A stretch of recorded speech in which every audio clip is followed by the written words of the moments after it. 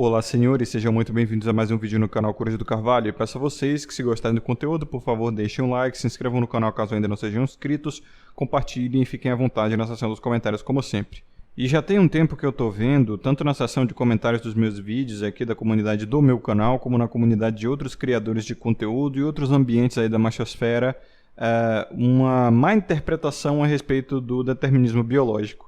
Muitas vezes ele sendo usado até como desculpa para se perpetuar num estilo de vida nada saudável. Eu, como criador de conteúdo, sempre pressionei nessa tecla do determinismo biológico porque é um argumento muito forte a respeito da imutabilidade das características humanas. Até porque nunca me satisfez esse argumento moderno, positivista, né, literalmente kantiano mesmo, de que o ser humano ele é capaz de se moldar ao bel prazer e que a cultura interfere muito mais nas questões biológicas do que o contrário. E tudo tem a ver com como você é educado e que ambiente você frequenta, quais são as coisas que lhe são ensinadas e como a sociedade e a cultura se comportam. E não é necessariamente assim. Existem ditaduras biológicas sim que o ser humano ele sempre vai obedecer, querendo ou não, porque é determinado e ponto. E esse argumento ele é fantástico, obviamente, para provar um ponto, né, para minha narrativa, principalmente essa de que a sociedade não vai mudar, o comportamento feminino não vai melhorar, o próprio comportamento masculino também não vai melhorar, né, e também arrancar da cabeça dos caras essa visão conservadora, totalmente nostálgica a respeito de um tempo onde as pessoas eram melhores porque a educação e a cultura positivavam um comportamento melhor, e não é bem assim, era uma questão de ambiente. O ambiente exigia que o ser humano se comportasse de uma maneira diferente. O nosso ambiente de hoje, por conta da tecnologia também, já não nos exige tal comportamento, nos dando a liberdade de sermos quem realmente somos, digamos assim. Quem realmente evoluímos para ser no ambiente mais natural possível, porque agora nós somos completamente possibilitados de deixar a nossa natureza fluir, né? E tem também essa questão de que a própria seletividade da nostalgia ela é muito míope, né? A galera realmente acha que a década de 40, a década de 50, ou mesmo a década de 80 era como o mundo sempre foi, ou que o mundo naquela época era super santinho simplesmente porque viveu a sua adolescência, a sua infância nessa época e simplesmente tem uma nostalgia, cara, uma visão infantil dessa época até, né? Porque as próprias lembranças da pessoa são infantis, pois viveu sua adolescência e a infância naquela época. O pior também é ter gente que nem viveu nessa época, só ouve história e realmente pressupõe que as coisas eram muito melhores. Porque às vezes recebe uma referência anedótica de algum conto X ou Y, ou às vezes também a cultura pop, sabia? A cultura pop tem muita influência nisso. A galera mais jovem, principalmente geração Y e Z, bebem muito de cultura pop e existe uma cultura pop muito forte a respeito do tradicional conservadorismo, por incrível que pareça, e o cara simplesmente fica encantado, né? Confundindo folclore, que seriam os contos dos mais velhos, né? Daí o nome. Folklore, do inglês, vem de folk, F-O-L-K, que é o seu grupo, a sua tribo, a sua galera ali. E lore, L-O-R-E, é história, conto, mas sempre fantástico, né? Então o cara ele ouve folclore, que são referências anedóticas, do seu grupo, da sua bolha, mistura isso com a fantasia também, porque tem muitos filmes, né, que viajam a respeito disso até hoje. Aí tem também a demanda emocional dele de um ambiente mais conservador, enfim, muita coisa junta e acaba se tornando mais uma ideia autoforjada do que a realidade em si. E aí gera muito mal entendido a respeito disso e as pessoas realmente esquecem da questão biológica, que o ser humano, até no passado, se pá, ele era mais imoral do que é hoje. A diferença é que sim, a tecnologia ela evidenciou muito dos casos absurdos, né? Meia hora no Twitter, se você não tiver a cabeça boa, tu entra em parafuso. E daí, inclusive, as pessoas criam outro mal-entendido, que é atribuir a própria tecnologia ao mal a priori. A tecnologia é só uma ferramenta que evidencia a natureza humana, como já expliquei muito bem. Então, o ser humano ele esquece do determinismo biológico por quê? Porque é uma forma dele operar melhor, né? Você não está consciente de 99,9% do seu corpo nesse exato momento, porque simplesmente o seu cérebro não tanca. Geralmente você só começa a prestar atenção em certos órgãos do seu corpo quando eles realmente estão com problema, quando vem a dor, né? Quando um membro do seu corpo não está doendo, por exemplo a sua perna, você mal liga para ela, tá? Simplesmente ela obedece às suas funções e você não fica consciente dela o tempo todo. Agora experimenta você sofrer uma cãibra para você ver como você não fica consciente 100% do tempo sobre ela. E isso é importante porque o seu cérebro não consegue tancar tantos estímulos assim, prestar atenção em tanta coisa. Então, assim como o corpo, a nossa própria consciência corporal, ela é, de certa forma, desligada, nossa programação biológica também é desligada, porque não dá para ficar 100% racional o tempo todo. Não importa quanta meditação ativa você faça, não importa quão monge você seja. É claro que, novamente, isso não é desculpa para você ser uma besta andante, mas você também tem que ter honestidade de admitir que uma hora você perde a cabeça, uma hora você não está consciente e tal. Mas você tem que estar sempre disposto a se tornar mais consciente. Essa é a grande luta do ser humano, pelo menos ao meu ver, né? A grande luta do homem, principalmente. Porque, ao meu ver, o instinto humano, né, a programação primitiva do ser humano é muito mais detrimental aos homens do que às mulheres, isso com certeza. E é exatamente por isso que vários homens ao longo da história humana chegaram à conclusão que eles precisam criar regras, dogmas, morais, éticas e vários outros códigos de conduta assim, para cercear a própria primitividade, não só sua, como de toda a humanidade em geral, porque, no fim das contas, quem mais sai perdendo com o comportamento animalesco do ser humano é o próprio homem, pelos vários motivos que eu já expliquei nos vídeos, em vários vídeos do canal, né? A competição masculina, a misandria natural, o genocentrismo natural, a questão da libido, enfim, o homem ele sai se ferrando geralmente mais quando ele se deixa se controlar pelos instintos. E aí que tá, veja só, a sua mente, ela sempre tenta economizar energia e fazer você viver da maneira mais confortável e eficiente possível. Dessa forma, ela nunca vai admitir que ela mesma e você como um todo, né, pois o ser humano é corpo e mente, é, na verdade, um programa de computador, como se fosse uma inteligência artificial mesmo, obedecendo a programações, tá? Simplesmente dando respostas aos estímulos e recompensas jogados no ambiente, como diria o Trunks. E assim se foi necessário, né? É muito previsível que se você chegar e der um susto numa pessoa, ela obviamente vai se assustar e provavelmente vai ficar bem irritada com você logo depois. Isso 95, 98% das pessoas vão agir assim. É previsível, tem que ser assim. Então o ser humano não é nada além do que qualquer outro animal, obedecendo a estímulos e recompensas, a interações com o ambiente, tá? E daí que surge um pouco do niilismo que a gente vê muito aqui na nossa machosfera atualmente, né? Os caras, eles passam a entender bem que o ser humano, ele não é nada além disso. Eu acho que isso entrou bem aí na cabeça dos homens, principalmente aqui do meu canal e tal. Eles conseguem admitir isso tranquilamente. Agora, o problema é realmente eles começarem a flertar com o niilismo por perderem a crença em si mesmos ou perderem a própria noção de individualidade, achando que eles têm que obedecer à própria natureza, porque talvez essa informação os faça sentir que eles são só, no fim do dia, mais um tijolo na parede. Como diria também Raul Seixas, né, que no frigir dos ovos você é só um macaco completamente manipulado e determinado que só usa 10% do seu cérebro. Eu não sei muito bem como é que é a letra da música, mas é algo parecido com isso. E pelo que eu observei entre os homens aqui da Machosfera, no grupo do Telegram, no meu canal em geral, os homens, quando absorvem esse conteúdo, eles basicamente só têm duas visões e são completamente detrimentais. Ou ele admite que é assim e passa a obedecer os determinismos biológicos quase que cegamente, né? Como eu vejo, por exemplo, nos comentários aqui nos meus vídeos, lá no grupo do Telegram, no Twitter também. Caras que se conformaram perigosamente com a própria situação e passaram a obedecer os determinismos biológicos, pelo menos é o que dá para perceber nos comentários, né? O cara diz, é isso aí mesmo, cara, não dá para parar de betar por conta da indulgência patológica e da própria libido. E eu percebi que o grande problema no determinismo biológico dos homens é a libido e a indulgência patológica. Não só objetivamente, como também subjetivamente, né? Da maneira com a qual eles se relacionam com isso. Eles mesmos sabem, né? E demonstram bastante insatisfação com essa programação que tem.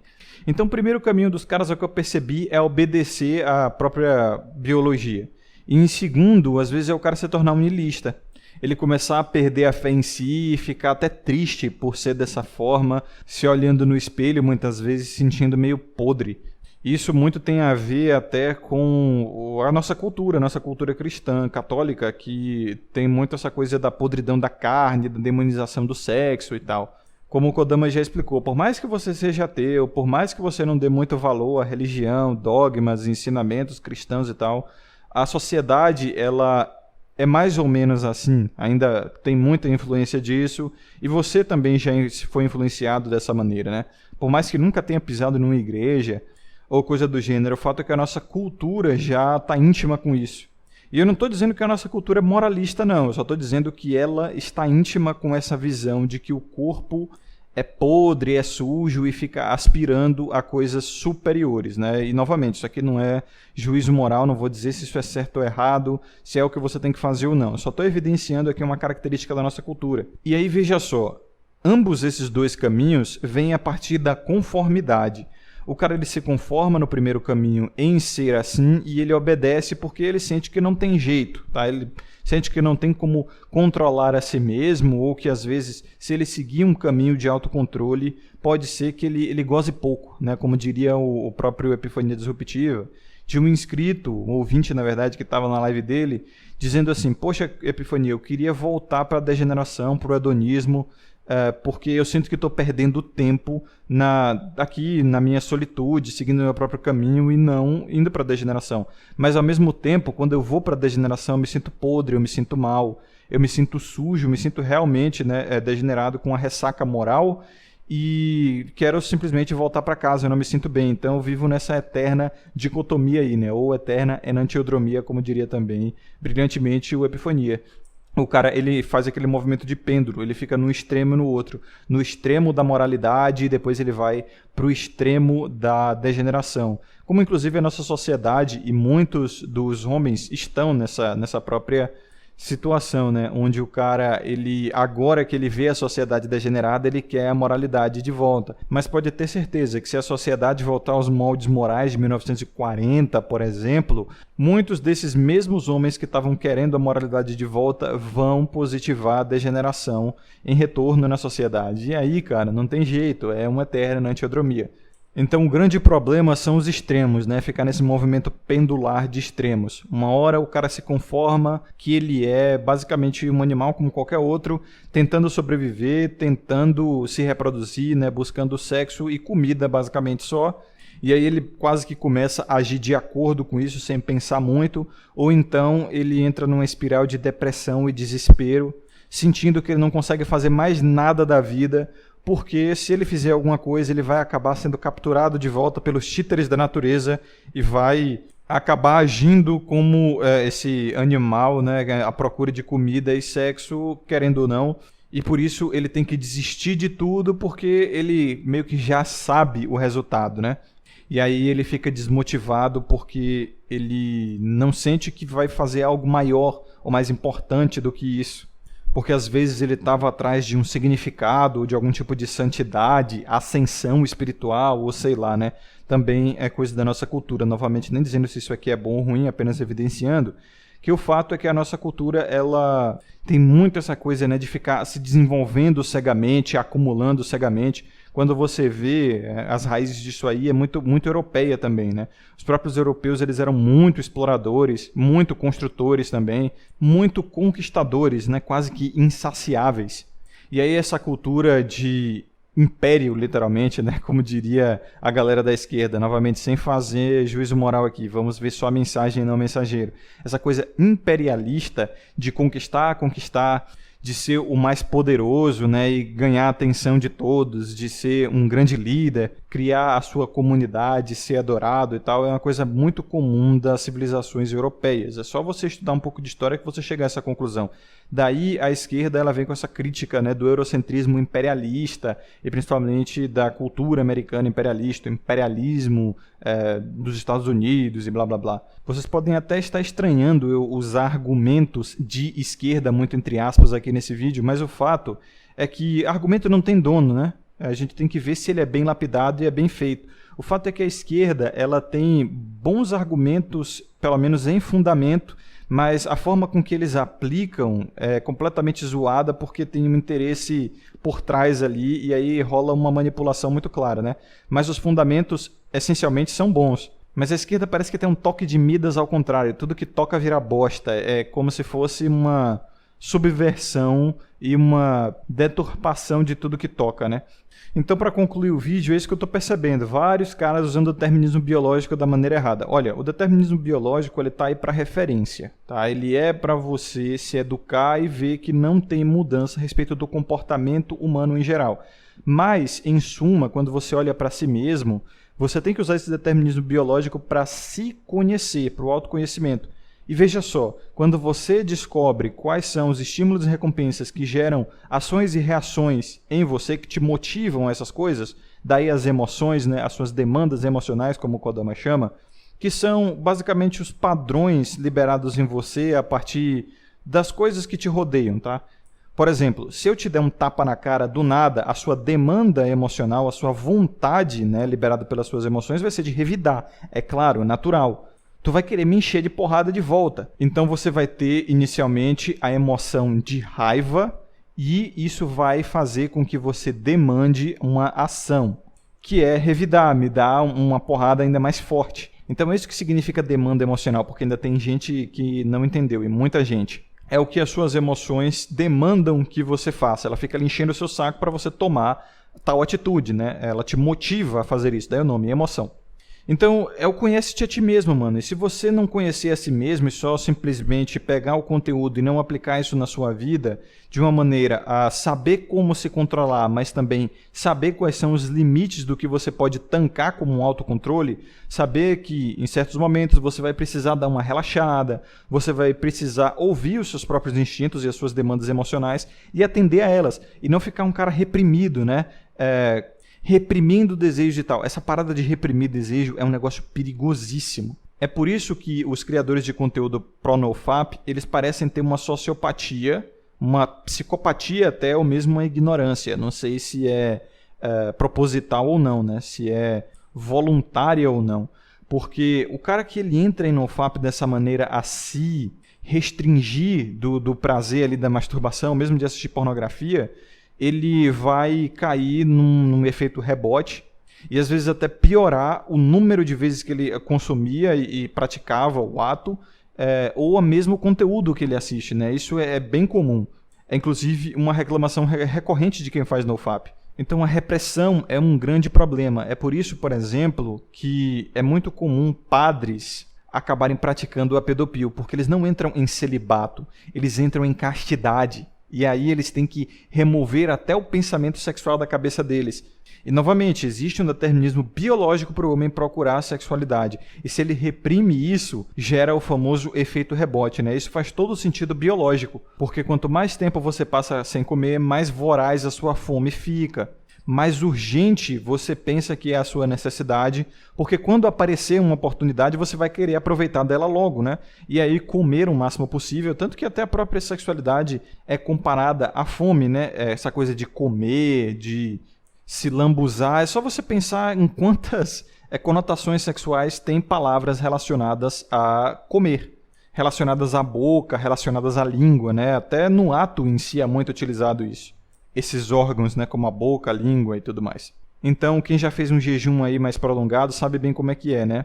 Inclusive, o jejum é uma ferramenta de autoconhecimento perfeita, cara. Eu recomendo a vocês aí um de no mínimo 3 dias para vocês saberem como é que é, né? Ver como é que vocês se sentem e tal, e ganharem mais autoconhecimento a respeito do próprio corpo e das próprias demandas emocionais. Então, quem já fez um jejum mais prolongado sabe, cara, que você pode até não sentir fome, mas depois que você sai do jejum, meu irmão, é uma vontade de destruir tudo que tem pela frente. Então, a repressão é um grande problema, né? O cara, ele reprimir demandas emocionais é um problema. O cara, ele reprimir o próprio determinismo biológico é um problema. Então, tem que ficar esperto sobre isso aí. Mas é como o estoicismo nos diz, né? O caminho do meio. Você não pode ir para um extremo nem para o outro. Você não pode reprimir demandas emocionais e nem agir como um bonobo, né? Escravo da libido, escravo da indulgência patológica e virar novamente uma formiga operária, né? Então tem que achar o equilíbrio, não só fisicamente, mas também mentalmente, porque os caras, novamente, eles estão achando que o determinismo biológico é uma desculpa para fracassar. E o que seria o fracasso, né? É basicamente não conseguir atingir os objetivos em direção ao próprio propósito que o homem tem. E é por isso que a admissão de um novo propósito de vida completamente independente é tão importante para o homem. Porque o cara, ele bota um propósito que só depende dele, tá? Para o resto da vida dele. Ou seja, não pode ser ter filho, não pode ser se casar, não pode ser entrar em relacionamento, coabitar com uma mulher, porque isso não depende de você. Depende do quê? Da concessão de outra pessoa. Depende da outra pessoa concordar. Então você não pode criar um próprio propósito para você que dependa da confirmação de outras pessoas, né? Do consentimento de outras pessoas. Só você tem que ser o que precisa consentir. Só você tem que controlar isso 100% das coisas. Porque filhos são outras pessoas envolvidas, né? Uma mulher envolvida, são crianças envolvidas, isso é ruim. Porque a qualquer momento eles podem decidir que não consentem mais com o seu sonho, com o seu propósito. E aí, você vai fazer o quê? Vai escravizar eles? Zoado, né? Casamento, coabitar, namorar, a mesma coisa, cara. Isso não pode ser propósito para você. Então é aquilo que eu digo. O propósito de todo homem que não tem um propósito ainda é criar um ambiente de tranquilidade, saúde e segurança para si mesmo, né? Ter independência financeira, independência emocional, se desenvolver ali a ponto de ter uma vida mais saudável e mais confortável para si mesmo. É simples. Então, esse é o sinônimo de fracasso, né? O sinônimo de fracasso não é necessariamente você ser um cara que não atrai mulheres. O sinônimo de fracasso, necessariamente, não é o que a sociedade diz que é fracasso. Que é você ser um cara introspectivo, que tem uma certa fobia social. Cara, isso não importa desde que você esteja dentro do caminho para conseguir o seu ambiente de segurança, tranquilidade e saúde. Então nada pode te distrair desse caminho. E é isso que eu estou vendo na macharada ultimamente, usar o determinismo biológico como desculpa para simplesmente desistir de criar algo confortável e saudável para si. Então, senhores, essa é a mensagem do vídeo de hoje. O determinismo biológico é para saber o que você não consegue viver sem, para manter a sua saúde, sem se reprimir, sem se limitar, sabendo que as suas próprias demandas emocionais exigem isso e você tem que controladamente satisfazer essas demandas emocionais, senão você entra em parafuso ou vive uma vida pouco saudável. Até sobre questões sexuais também, tem que ter essa honestidade de saber até onde você precisa e até onde você está agindo de gula, vamos dizer assim, né? E isso quem vai dizer a você a partir do quanto você está perdendo, né? Chega um momento onde você come tanto que você começa a minar a sua saúde, você começa a minar o seu dinheiro, você começa a minar o seu bem-estar. O mesmo vale para a inanição, né? Às vezes você tem uma necessidade de comer que você não atende e aí você começa a definhar. Então tem que ter um equilíbrio, cara, como se fosse dieta mesmo, né? Até questões sexuais, porque, como eu disse, sexo e alimentação são coisas muito semelhantes.